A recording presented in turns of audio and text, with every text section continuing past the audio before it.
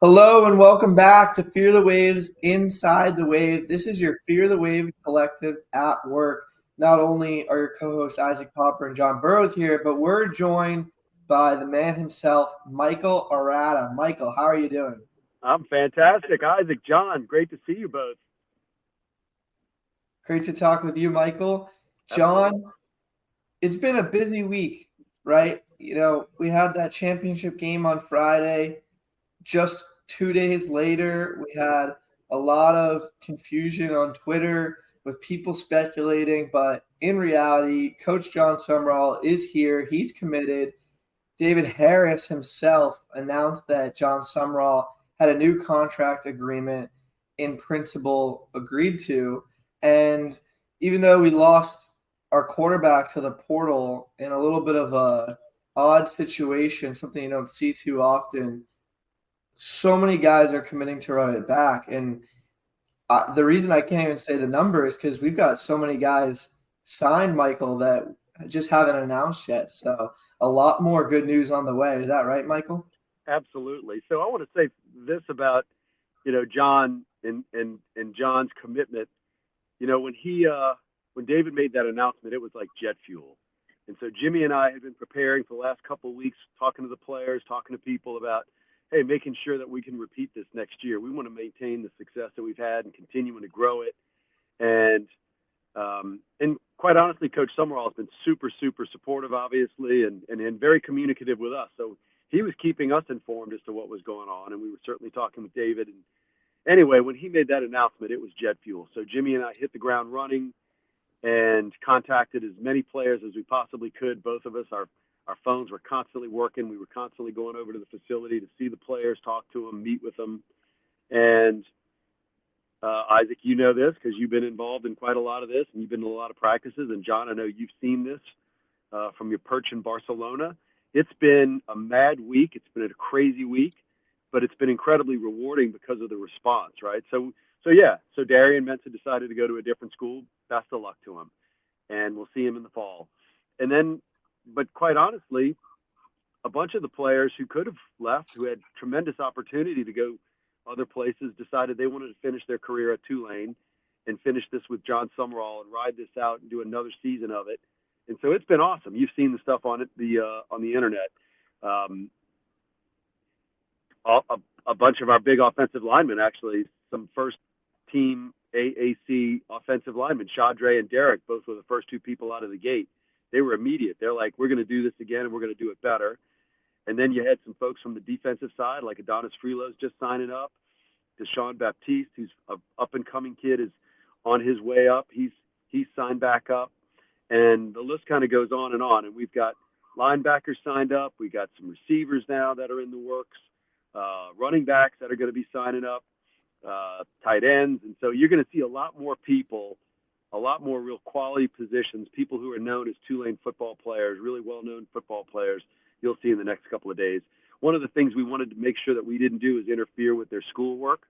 And so we didn't, and when they said, hey, we got exams this week, so Jimmy and I were like, okay, once you finish your exams, let us know. And we have. And so you'll see Jack Chenshu finished his exams and he signed up, Bailey Despani. So the list is a great list, and it's the people who we need to form the nucleus of the next season. Awesome. We're really getting inside the wave here. I haven't seen any running backs or wide receivers commit to coming back. So that's exciting Well, news and a lot of great yeah, players. yeah. You want to be inside the wave? You're inside the wave. You're gonna get some good quality insider info. Yeah, absolutely. You talked a little bit about Mensa leaving, but then, also, the portal takes away, but also the portal gives. And I think we've had a lot of success just in the last year on that. And before that, last year there were guys like Mario Williams who made a great impact. Before that, Pat Jenkins came through the portal. So, there's obviously some downside to it, but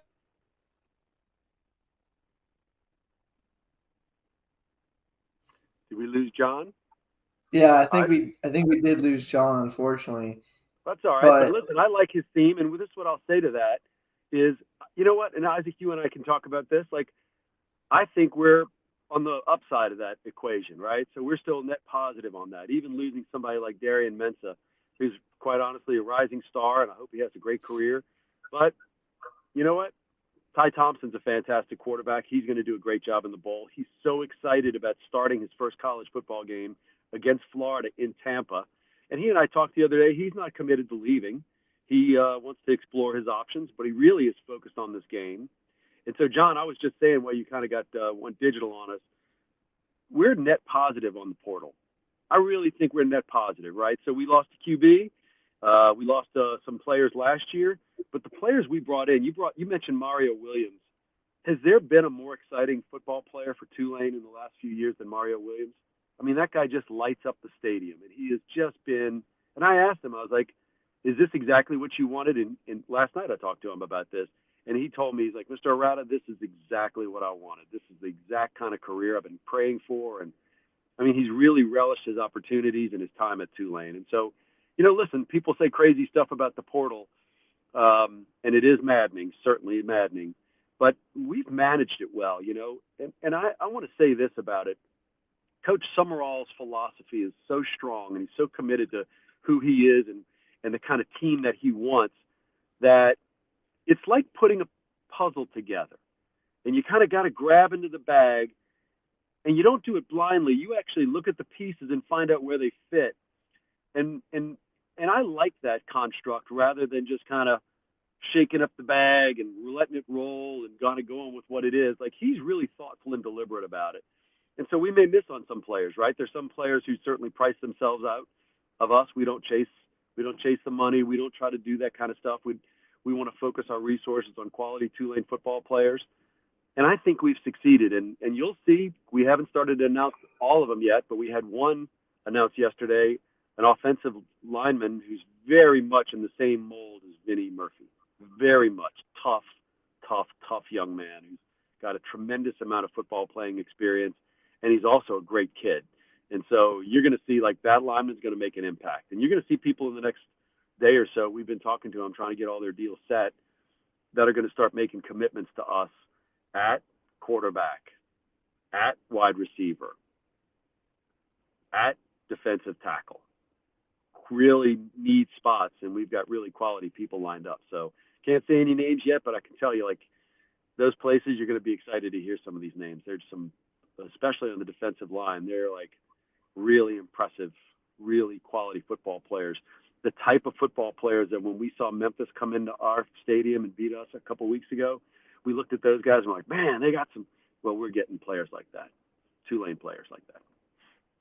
Happy to hear that, Michael. That's a collective at work.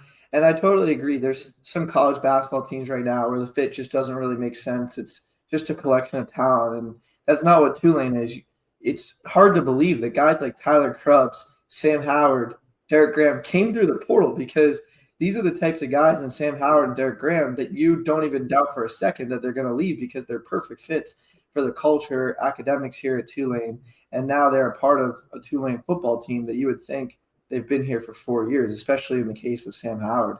No doubt. But and you mentioned Derek, and I got to tell you, like, Derek to me is also one of those individuals.